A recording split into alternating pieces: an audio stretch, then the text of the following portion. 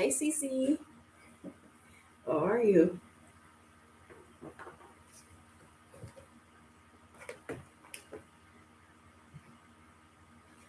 Hello, everyone. Welcome to another Q&A live on White Navy Gardening in Worm Farm. So today we are just going to allow the viewers to ask whatever questions they may have. And if you don't have questions, of course, you can feel free to share your experience regarding worm farming. Or you can just listen as others discuss their experience or ask questions. Let's see. Cece said she's doing well. I'm doing okay too, Cece. So hi, Han White.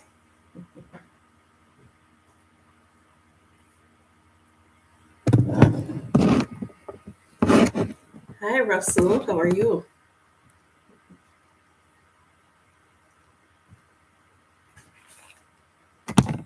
Yes. So while I wait for your questions, I'm going to just be talking about the projects regarding my worm farm that I would like to get done for September.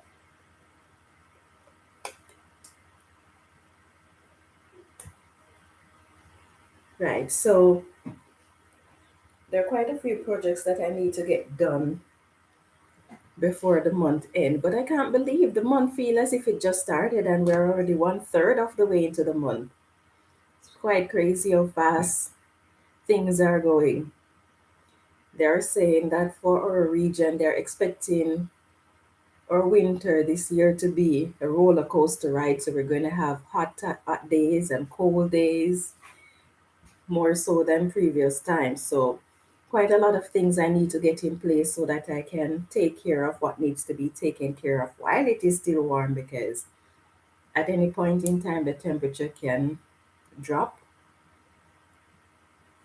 Yes, so some of the things, the most important project that I have to get done for September is that of bringing my worms indoors. But to bring them indoors, I have to separate them from the castings and then restart the bins. So far, of the four outdoor bins that I have, sorry, not four or five, I have completed three of them. So I'm thankful for that. Yes, so that's what I'm working on at the moment. I managed to process most of my worm bins that are indoors. I think I have about seven of them that is left to be done.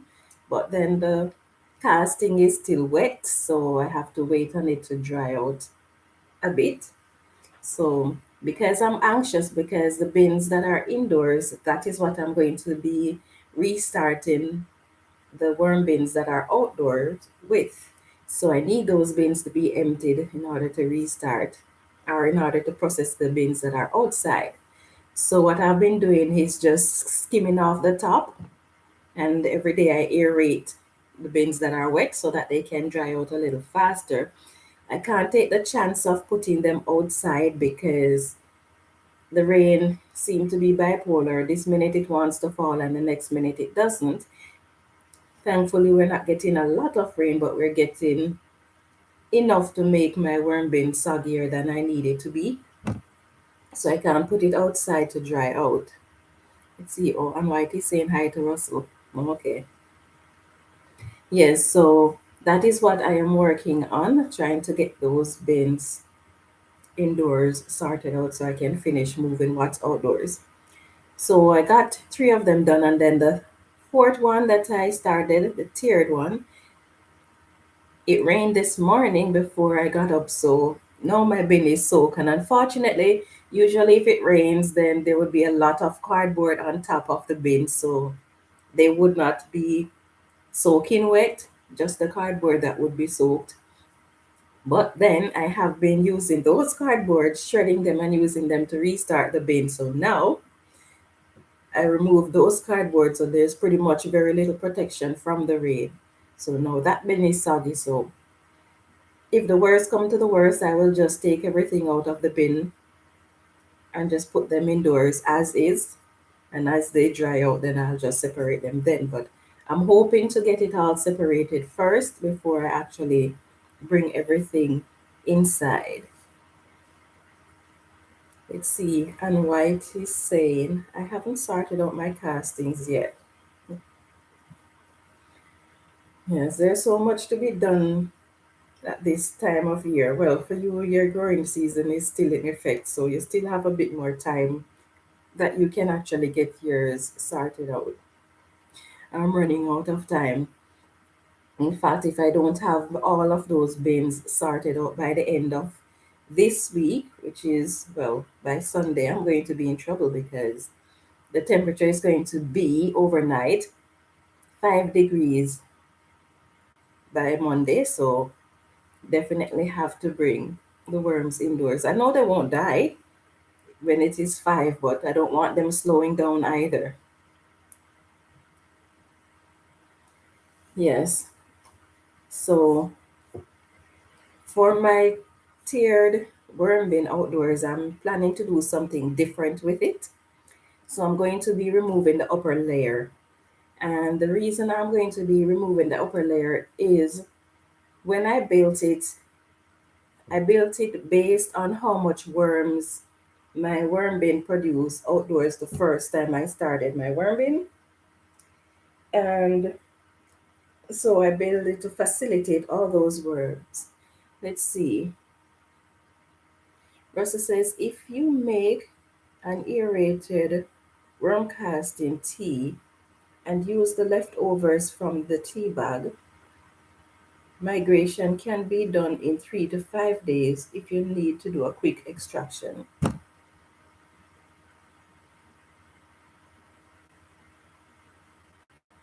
Really?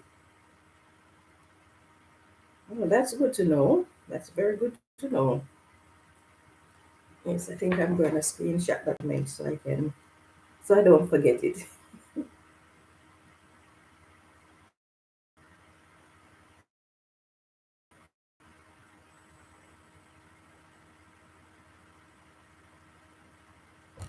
Okay, good.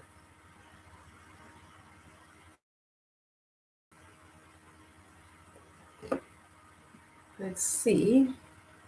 Yeah, that's good to know. I think I'm going to do that then because I really need to harvest those worms as quickly as possible. Let's see. Harbob says, Hi, I am here. Welcome, Harbob. Uh, she says, Friend, please stay connected with. Okay. Right. So I'm going to be removing the upper tier of my worm bin permanently because based on the amount of time, warm weather that we have outdoors, there is not, the worms won't reproduce enough that I'm going to actually need that upper tier. So I'm going to keep the lower tier and I'm going to still put worms in some of my compost bins. But for that upper tier, I don't really need it because we don't have warm enough weather for the worms to produce enough worms for me to actually need it during the summer. So I'm going to remove it and it is going to become a raised bed. So now I'm going to be losing a little bit of my walking space in the garden, but that's fine. I wasn't planting anything there anyway, just my comfrey, which I've relocated. So I'm going to be putting that bin where the raised bed was. So now I have to go and prep that area. I'm going to be collecting some wood chips to put on the bottom to help control weeds because that area love to grow weeds. So I'm going to collect a reasonable amount of wood chips to put on the bottom before I put the raised bed down because it doesn't have a bottom because if for those of you who have seen some of my previous videos on that tiered bin, you'd realize that the bottom of that bin is a flow through system. So it doesn't really have a solid bottom, so the weeds can get in quite easily. Yes, and then I'm going to have to go and collect compost for that bin as well. Now, for my European night crawlers that are outside, those are the last things I'm going to be taking in because I can easily move the container with them. It's more critical since as it's more time consuming to get the worms that are actually in stationary bins indoors. And then those that are the European night crawlers outdoors, there's nothing to harvest. So all I have to do is just take them indoors. So those are the last things I'm going to be focusing on. Now, another project that I'm going to be working on for September, now that I am attempting to feed my worms finished, not finished compost, but food scraps, I'm going to be feeding them a combination of food scraps and finished compost. So now I'm going to have to go and collect. I need to tie me over for the entire winter. I'm going to need at least a yard of compost. And for that compost, when I collect it, I'm going to have to sift it because it contains a lot of undesirables. And apart from the undesirables include, sometimes you will find bits and pieces of garbage. You might find wood chips, quite a bit of wood chips in there. So I'm going to have to sift it. So those are things I have to definitely get done September. And one of the reasons why that has to be done for September is because it's going to be cold. And I don't want to be outside in the cold sifting a whole yard of compost because that is what, 202 gallons. I don't want to be outdoors. That's going to take quite a long time to do. So that has to be done for September. So that's one of my goals. And then I can always sort them out in terms of proportioning the feeding for the worms indoors. So that's not an issue for September. I can do that when the time is cold in the garage. And then the next thing I'm going to have to do, I'm going to have to start collecting food scraps again from the restaurants because my home does not produce enough food scraps to take care of 70 worm bins. So I'm going to have to start collecting food scraps again. So I'm going to have to call around and see what restaurants is kind enough to share their food scraps with me. I'm thinking of going back to that same restaurant that I used to collect from before COVID start, but I don't know. We'll see. Hopefully they'll say yes, but I would like to find some suppliers that are closer to me. It's close, but I'd still like to find it's across the city. So I'd still like to find one that is closer. Hi, Mom. You're not late, my dear. You're not late at all. Yes, so for those of you who are new or fairly new to worm farming, the purpose of this worm farm is this discussion is to ask whatever worm related questions you may have. And if you don't have worm related questions and you have experiences that you would like to share, then please feel free to share your experiences. Yes, so the next reason why I have to collect the compost from the compost depot in September, they close like the first week in November or somewhere around there.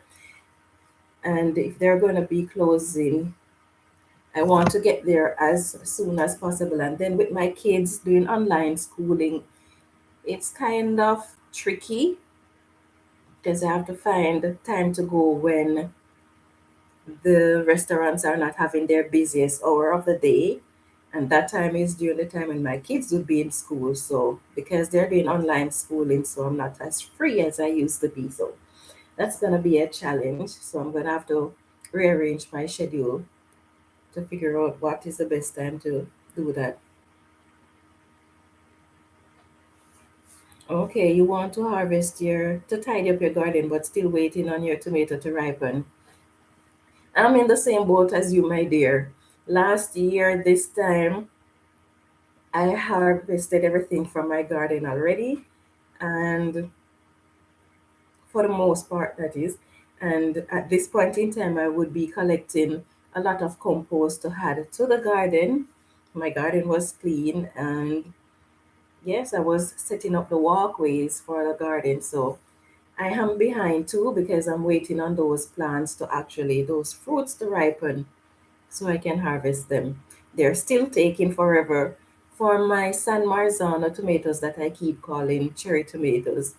They're ripening steadily, so that's not bad, but My Roma and my slicing tomatoes, they are just taking forever.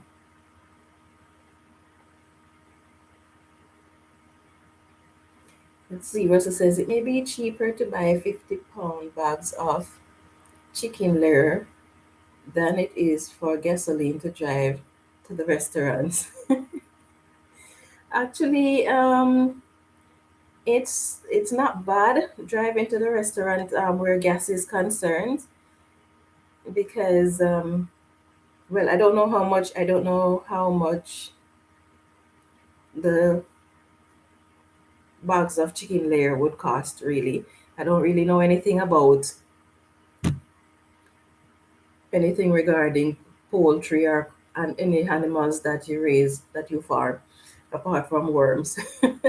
So I don't know how much that would cost, but it's not bad for the gas because it's just one trip. I used to collect twice a week, and it's just one trip each time, and the vehicle is able to hold the amount that I'm getting. So it's not bad financially to drive there. It's not that it is far from me, but because it's winter and I don't like driving and I don't like driving in winter, so that is why I would try to get one that is closer to me. But I can be there in 8 minutes actually, so it's not far. It's just that I hate driving in winter. Hate driving altogether anyway. Let's see, but thanks for that suggestion. Let's see. And why it says, I have most of my garden to harvest. Me too, my dear. Me too. Still waiting on the peppers. And then because this year I planted far more peppers than I used to, I don't usually plant peppers really, just try occasionally with one or two sweet peppers. So this year I'm trying with the Scotch bonnets. And I have a few of those and I have quite a few different peppers. I have think two different varieties of chili peppers. I have long sweet peppers and bell sweet peppers, different colors. So I have quite a bit of peppers this year. So I'm waiting on those to ripen or even reach maturity. Don't really mind if they ripen on the plant, but for them to reach maturity because I can always pick them and let them ripen indoors. Let's see. Oh, Russell says not to discourage diverting waste from landfill. Yeah, I know that's not your aim. Yes. So,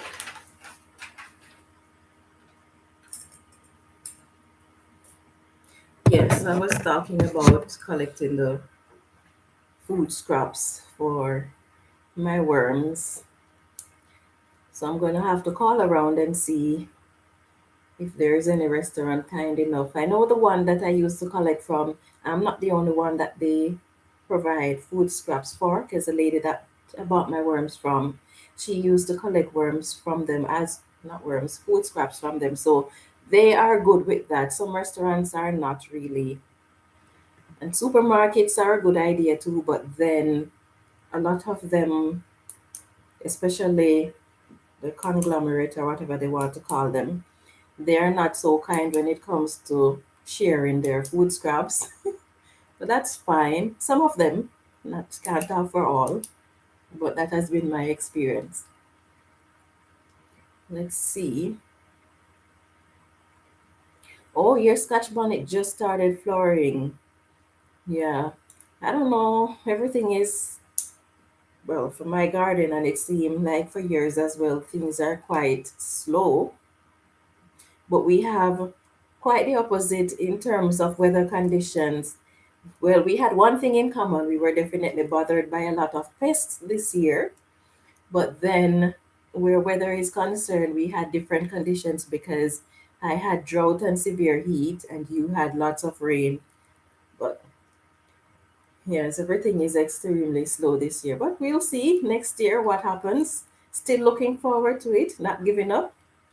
Still have a lot to harvest, even though they didn't perform as I would like them to, but they're still quite doing quite well in terms of produce. So something to be thankful for.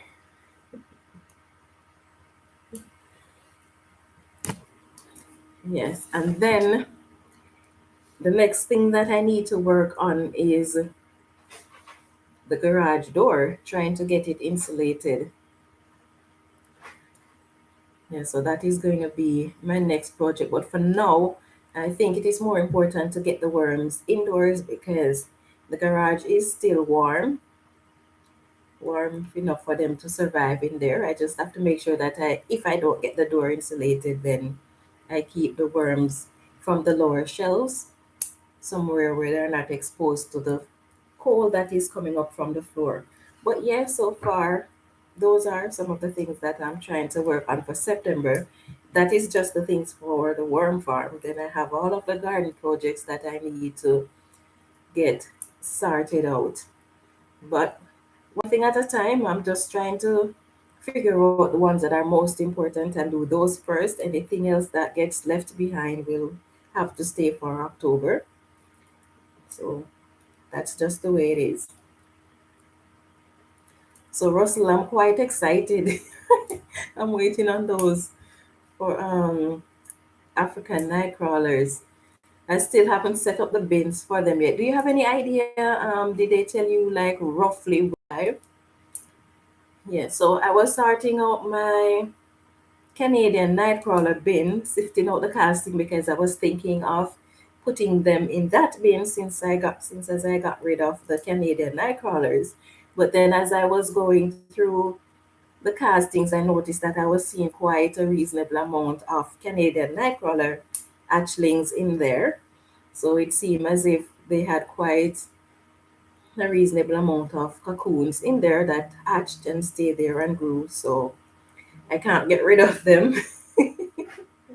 So I'm thinking I'm gonna keep them and see what happens with them, how they perform over the winter. They are going to be fine, even when the bins in the garage froze. The Canadian night crawlers were still pretty active. They were pretty happy.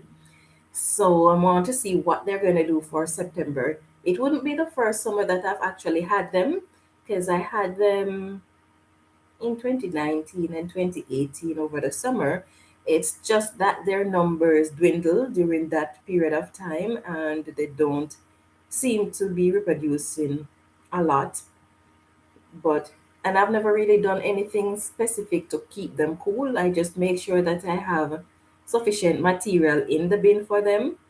Yeah, so they have survived summers here in my bin, but they are doing, we'll see what happens with them this summer. If they survive the summer and they seem to be all right, I will just keep the bin. And if not, I think rather than trying to harvest the castings, what I will do if they cannot manage the summer is next year I will just castings and worms, everything goes into the garden. That way I get rid of them.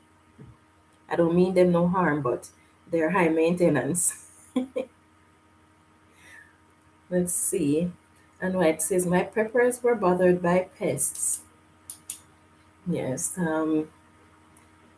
so many things got bothered by pests this year. It's just crazy. And I think, especially because of the extreme heat that we've been experiencing globally, a lot of pests love the heat. And so there are going to be more pests during that time than any other. Oh, they cleared customs in Toronto already, Russell. Wow. I better get busy with that worm bin then. Yes. I think after the live, because I have another worm bin like the ones that I keep the Canadian Nightcrawler in. So I think I'm just gonna, let's see. I just need a base for it to catch the water. Yes, so I just need to get that clean and go and buy another tub to put it in. Let's see. And White is asking, how are my European night crawlers? You know, for the ones outside, I can tell you they are doing quite okay. Starting to see a lot of castings in their bin. But for the ones that are in the garage, I have no idea. I'm assuming they're okay because I don't see any crawling out. like they did a few weeks ago. I don't see any crawling out. Yes, but I haven't checked on them because I just keep feeding and adding bedding to it and hoping that they're okay, because I really don't have the time to go through and look into the bin to see what's going on with them, although maybe I should, just in case something is going on. I can sort it out before it gets out of hand. But for the most part, I think they are okay. Yeah, so I've been treating them, raising them the same way that you raise yours, where you just had your food scraps and bedding and just leave them alone. Yes, I've been pretty much treating them that way. So because of that, I don't really see them much, not as often as my red regulars that I tend to spend more time on, since as their bin tend to dry out faster and they're not really getting much food scraps at the moment. So yes. Oh, you say your peppers were not bothered by pests. Okay, well, that's pretty good. Yes, that's pretty good. Yes, and another project that I need to work on for September, definitely I need to get that done for September, is to protect my worms from the mice. So I need to put that mesh that I plan to around all of the worm shells. And even if it is just one of the shell for now, and then October I can focus on the other. But I need to start feeding them food scraps. But the flies are killing me. Those fruit flies are killing me. So I purchased some of the mosquito dung. So I'm just waiting for that to get here. Help get those fruit flies under control. But yeah, so that is one of the project that I'm trying to get done for September, so that I can start feeding my worms comfortably without having to worry about pests getting in there. Yes, I know those European night crawlers love to be left alone. They're faced little buggers. You touch them and they start wiggling. Why are you touching me? Go away. Yeah, so they should be fine. It will be interesting though to see how they're doing, because the last time, or the second to last time that I looked at them, that was after the bin froze and thawed. And the amount of cocoons that were in there, I'm interested to see how many worms are in there now. But then I'm wondering, with them crawling out of the bin the other day, how many of them crawled out, that I have no idea. There's so many places they can crawl out and hide without me seeing, because the garage is just loaded with all sorts of stuff that I need to get rid of. Yes, but it will be interesting to see how they are doing. So as soon as I finish sorting out the worm bins, I'm going to be checking them out to see what's going on there. Hi, Melanie. How are you? Yes, and I think I'm going to be combining all of my European night crawlers. So the ones that I have in the experimental tray, the one that I have in the little green bin, and then the ones that I have outdoors. I'm going to be putting them all in the main bin that is indoors. Well, maybe I should keep the experimental tray, just to ensure that if something happens to the one in the garage, then at least I have some to replace them. Yes, so I think maybe that the experimental tray I will keep separated, but for all the other bins, I think I'm going to be combining them. It would be a lot easier, less bins to take care of. And then maybe I can get the bin that I have outside to store food scraps in. Because I'm definitely going to need somewhere to store food scraps, because when I collect the food scraps from the restaurant, they provide the buckets. Well, at least this restaurant that I've been collecting from, so they provide the buckets, but then when the bucket is empty, you have to return it. And sometimes the worms are not eating faster than I'm collecting the food scraps. Well, they're multiplying now, so maybe that has changed. Yeah, so we'll see. But I'm gonna need somewhere to store them, and then having the food scraps in buckets requires quite a lot of space, whereas if I'm using my 55-gallon drum, it's just one container. Yes, but it will be interesting to see what happens with those guys.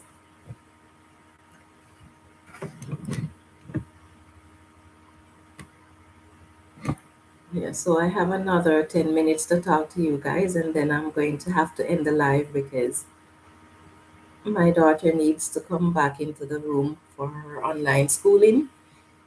I can hear that she's out there talking. Well, it's lunchtime, so it doesn't matter.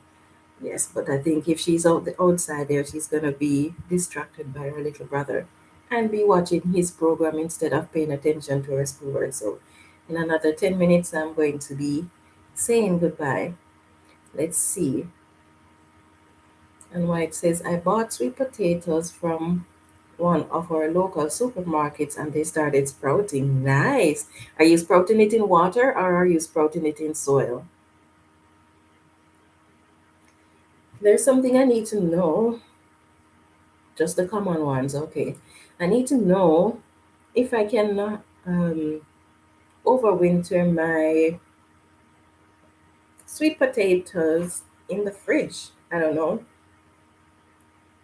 I'm gonna have to see if that can be done because to overwinter all those slips would require quite a lot of space. I don't think I would overwinter quite a lot of them though, but then I want to try and see if some of them can survive in the fridge because then I would just cut small pieces of slips and put them in the fridge as opposed to having to grow them because if I have to grow them in containers, I'm gonna have to use grow lights and I don't really want to do that because I still already have other plants that I'm going to have to use the grow lights for. But it will be interesting to find out if that can be done. I think sweet potato likes temperature of 10 degrees and the fridge is usually somewhere about 4. So I don't know if they will die or if they will just be dormant, what the case may be. But it will be interesting to see. Oh, in the soil, and it started to sprout on its own. Okay. You want to overwinter the ones I gave you. Okay, cool. I'm still going to keep some of them in the soil. But I think because next year I think I want to get an earlier start than I did last year. Because I dug up one of my sweet potatoes and I noticed that it didn't have anything on it. But thinking back on how I was producing the sweet potato slips, there are several things that I've been doing. So there are those that I started in November, and then I started taking cuttings from those ones that I started in November. So some of my slips died when I transplanted them because they were affected by the fungus knots before transplanting. So I don't know if those that died were the older set of slips or the younger set of slips.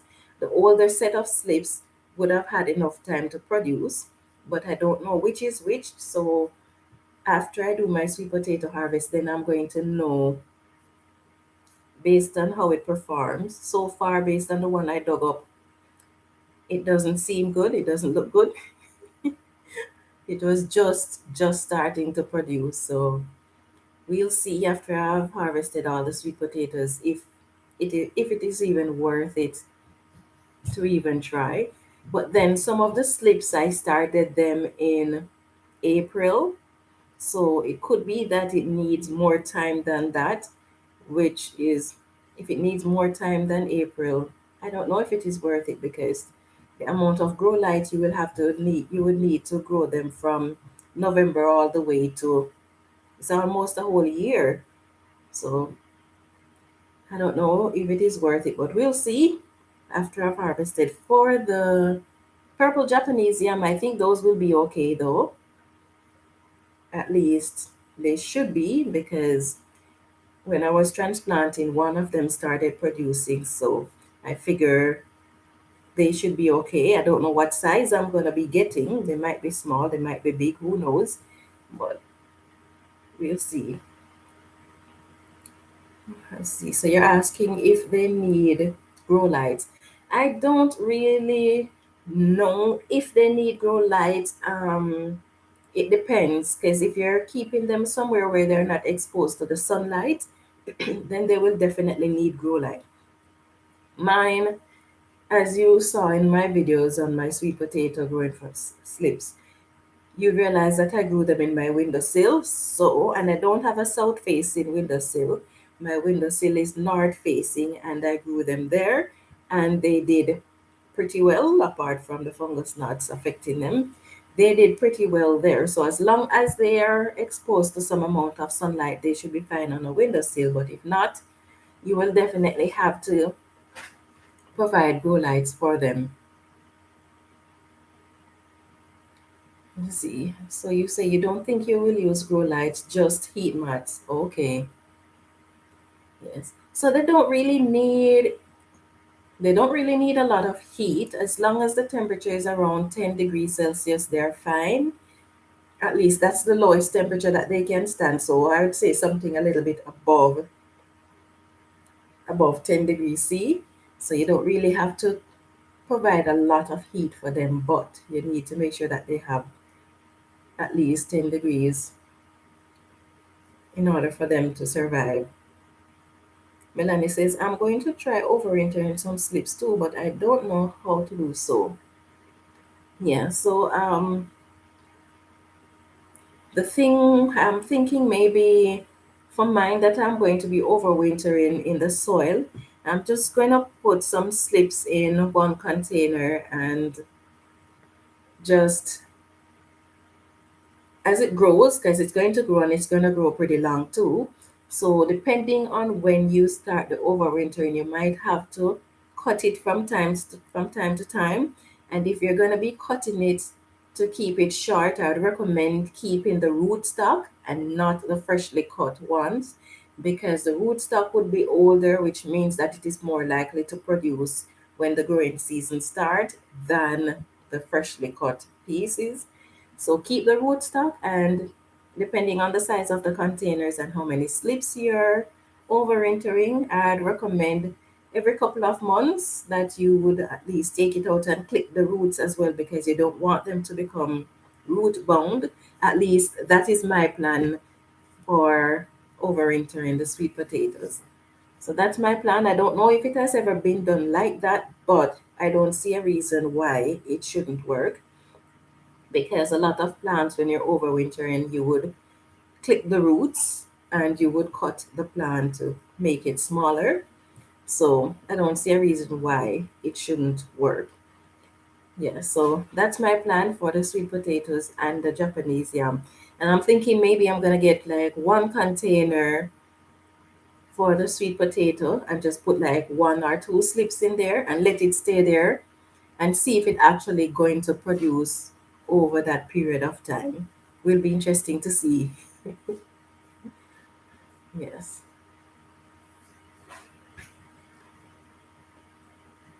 Okay, let's see. And White says, me too, Melanie. Oh, okay, thank you. You're welcome, my dear. So that's the plan for the sweet potato. And then the advantage of me doing it that way too is that when the slips grow too long and I cut it, more food for my worms. Yes. I've actually been, since I started harvesting the beans from outside, I have been cutting the sweet potatoes that are growing and hanging over the raised beds. So I've been cutting it and feeding it to my worms when I restart the bin. Let's see. Hi Rodney, how are you doing? I started eating it. It's quite good actually, but then I eat it and I don't give it to anybody else in the family. I could give it to my daughter, but I haven't given it to my son nor my husband, because my mom said when she was growing up, there were those who eat the sweet potato leaves, but then they would always say don't give it to men. And when a Jamaican say don't give something to men to eat, it's usually because it will affect their libido. So I don't know what effect it will have on them, but they say don't give it to men. And once they say don't give it to men, then definitely not going to give it to them. Yes, so I wouldn't recommend that you eat it. I don't know the science behind it. I don't know the exact reason behind it. But once Jamaican says don't give it to men, it is usually for that reason. So I'd recommend you don't eat it, just to be on the safe side. And those people back then, they're not like us where we rely on science for everything. They were more in touch with nature. They understand what was going on with plants better than we do with all the science that we have today. So if they say don't give it to men, then I'm definitely not going to give it to my son or my hubby.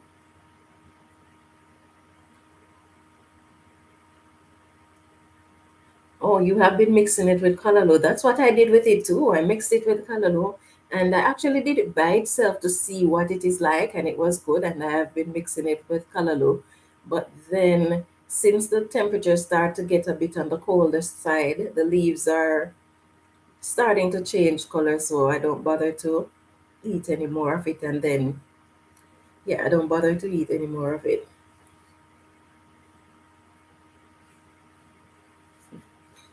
But yes, it is. It was actually quite good. It's just a pity because I had so much of it this year. I had far more of the sweet potato leaves than I have callaloo growing. So it would have been a nice way of controlling how much it is growing because trust me, those sweet potatoes, they are growing like crazy. But I guess that's that. Yes. So anyway, I am going to be ending the live shortly because it's almost time for my daughter to return to school. Yeah, so it was nice talking with you guys. Let's see. On my says I heard that when the leaves change color, it means that it is ready to be harvested. Yes, that is true, but then did it change color because it is ready to be harvested, or did it change color because of the weather change? Because that is, we are experiencing weather change, and practically all the plants are changing color at this time. So it could be just the weather change that is affecting it, or it could be that it is ready to be harvested too. But it's hard to tell which. And since as I dug up one and it was not quite ready yet, so I think I'm going to allow it to stay for as long as it can, especially since it is a root vegetable. I know that even if there's a frost, the sweet potato will be fine. The foliage will be gone, and then I will just harvest it after the frost. But I'm gonna allow it to grow for as long as it possibly can.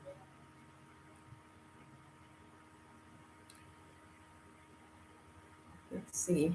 Okay, you think yours could be ready and white? Well, that would be nice. I hope you get a nice harvest. See, Melanie says, I can't wait to harvest my sweet potatoes. Yes, I'm just itching. I'm just itching to go. And I'm disappointed when I dug up that sweet potato and saw that there wasn't anything underneath it. But I'm thinking maybe that could be what could be that it is just one of the slips that was planted in April as opposed to November. I don't really know. But then for my Japanese yam or purple sweet potato, those I'm just itching to see what's going on with them because the one that I had for 4 months indoors started producing indoors. So that means all of the plants have enough time that they can produce outside. So it will be pretty interesting to see what happens with them. I can't wait. See, Rodney says, what about when sweet potato starts to bloom flowers?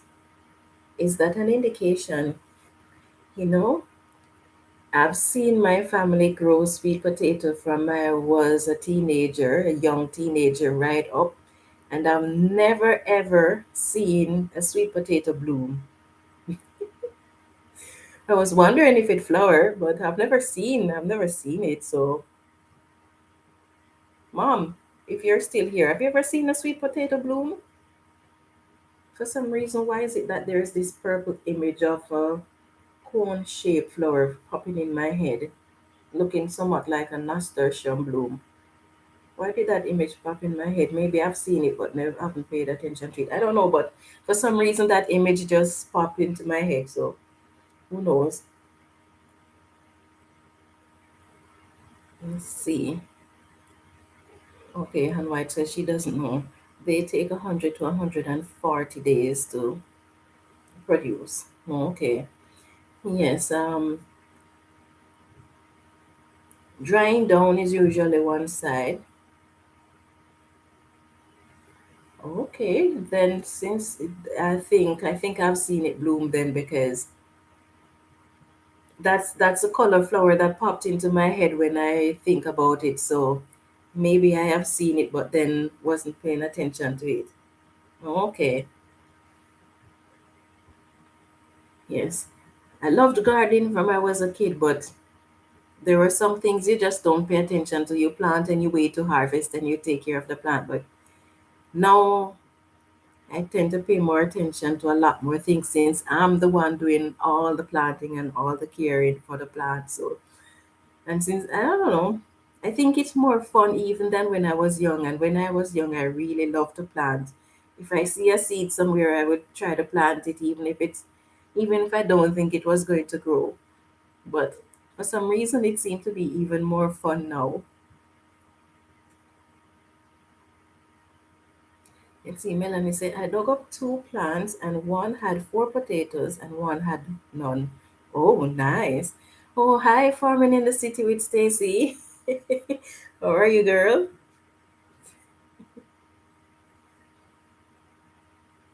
Yes. Oh, just a minute there. Boy, go back and do your schoolwork. Stay inside. They say pause. Unpause it.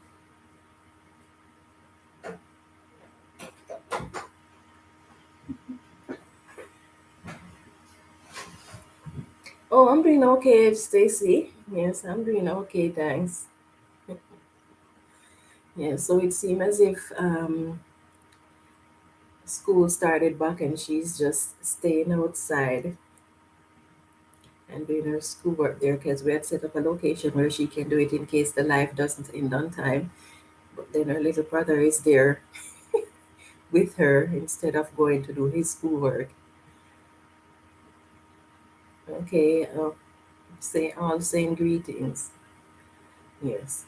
So I think I'm gonna try again next year with the sweet potatoes to see what happened. But I think instead of starting slips in April, I think I'm gonna start them maybe January because if I start them all in January, then it means that they're gonna have enough time to develop and produce by the end of August. So I think I'm going to try again next year, but then definitely it's gonna be all the slips. Anything that does not get started in January does not get planted. And I'm going to be planting them this time in raised beds and in the main garden as well because the ones I put two in the main garden this year but they weren't very healthy so nothing became of them. So next year I'm going to be putting a few in the main garden because I really want to compare them and see which if any is going to do better than the other. Yes, but I'm definitely going to try again with them. Let's see. Okay, farming in the city is saying hi to everyone. Yes. Let's see, Rodney says, I had an issue with what I think were spider mites when I tried to keep slips indoors over winter. Oh, okay. So how did that work out? Yes. Because of the amount of pests and because of the moisture that plants produce, my hubby doesn't want me to have plants in the house. There are some plants I'm going to have in the house because the aloe veras and stuff like that that helps to purify the air. But because of the pests, so what I plan to do then, because there are some plants that I'd rather not be using grow lights on, so they have to be indoors because there's no window in the garage. So we'll see what if I'm going to be keeping them in the garage or indoors, but whichever the case may be. In order to control the pests, what I have done is purchase some window screen material. And so for the shelving that I keep my plants on indoors, I'm going to be using that window screen to cover that frame.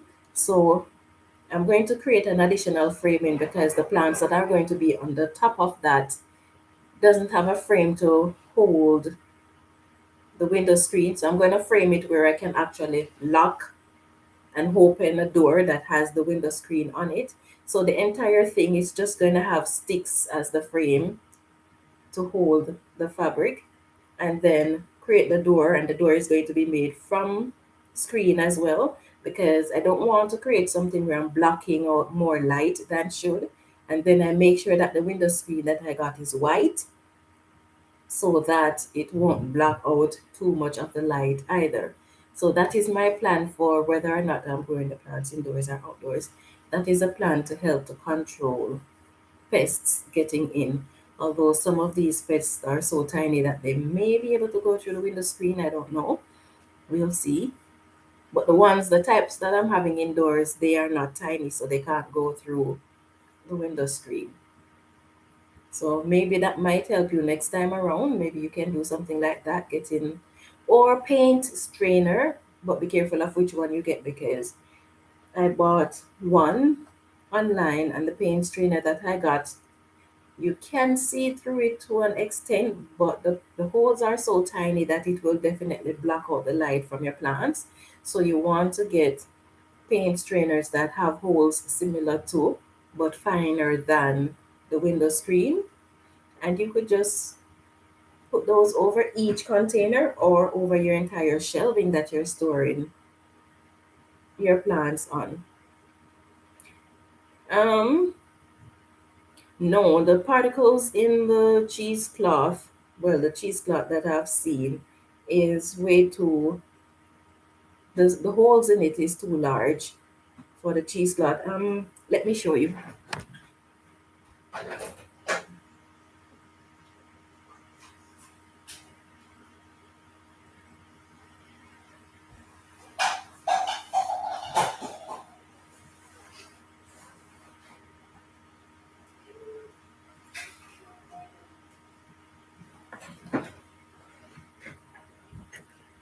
So this is it.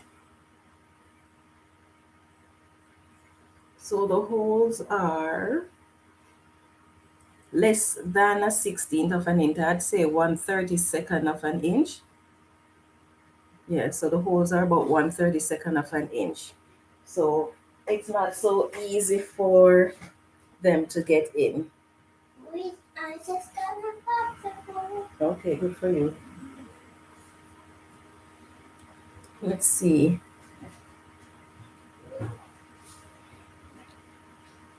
Let me see. Most of the plants I started indoors died, so I started them outdoors in the spring and they did well. Okay, well, sorry those died, but at least the ones that you started outdoors did well. Um, Pest is what big reason why a lot of the indoor plants die, and sometimes too much moisture can cause the plants to die. There are so many little things that can cause, and then sometimes you can have the pest and not even know that they are there, especially if it is the ones that love to be in the soil. But it can be a bit tricky with those indoors plants. But the good thing is that you have a length growing season, so it's not too bad. Yes, but definitely for us in this region, you can start all of your plants outdoors, but you're gonna be harvesting less than if you actually start it indoors in my region. Yes, because in many years past, I would start everything outdoors. I would just start them the day, the last frost day, the following day, I'll be planting everything all at once outdoors, not starting anything indoors. And I had some really, really nice harvest. But then my growing season was longer than two because I would be harvesting things even in October, but now I can only harvest things for the most part. September, you have to be done. Yeah, so between August and September, you have to be finished harvesting. So starting indoors, it has its disadvantages, but it's worth it if you're able to do so.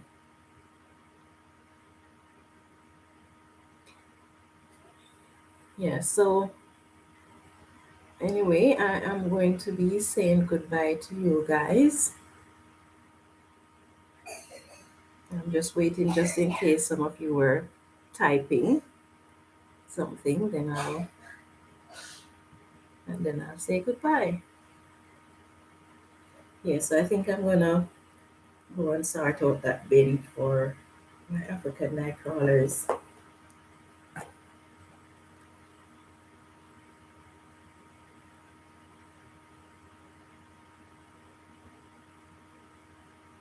Okay, so I'm gonna be saying goodbye to you guys now. Have a lovely evening, Rodney. Hope you guys have a wonderful weekend and that you will stay safe. All the best to you.